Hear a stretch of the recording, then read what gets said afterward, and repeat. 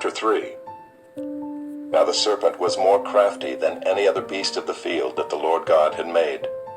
He said to the woman, "Did God actually say, 'You shall not eat of any tree in the garden'?"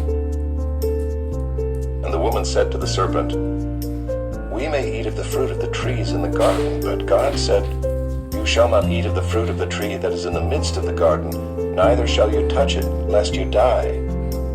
But the serpent said to the woman, 'You will not surely die, for God knows that when you eat of it your eyes will be opened, and you will be like God, knowing good and evil.' So when the woman saw that the tree was good for food, and that it was a delight to the eyes, and that the tree was to be desired to make one wise, she took of its fruit and ate. And she also gave some to her husband who was with her, and he ate. Then the eyes of both were opened, and they knew that they were naked.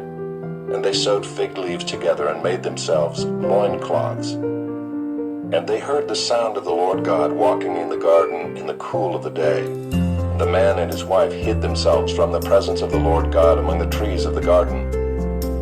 But the Lord God called to the man and said to him, "Where are you?"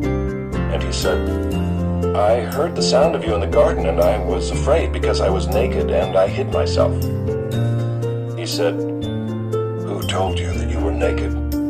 Have you eaten of the tree of which I commanded you not to eat?" The man said, "Well, the woman whom you gave to be with me, she gave me fruit of the tree, and I ate."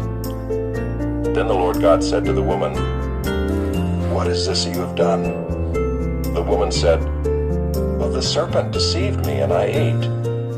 The Lord God said to the serpent, "Because you have done this, cursed are you above all livestock, and above all beasts of the field. On your belly you shall go, and dust you shall eat all the days of your life. I will put enmity between you and the woman, and between your offspring and her offspring. He shall bruise your head, and you shall bruise his heel."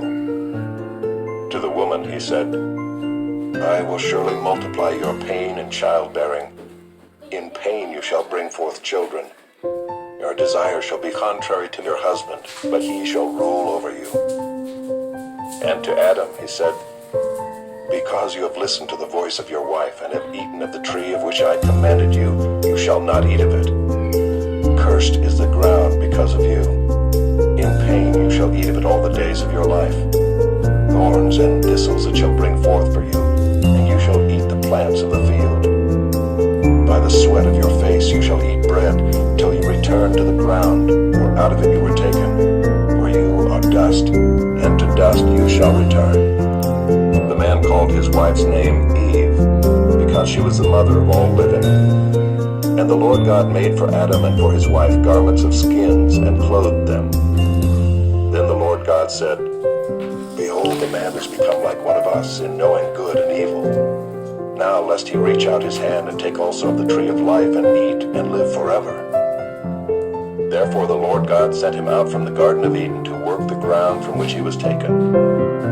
He drove out the man, and at the east of the Garden of Eden he placed the cherubim and a flaming sword that turned every way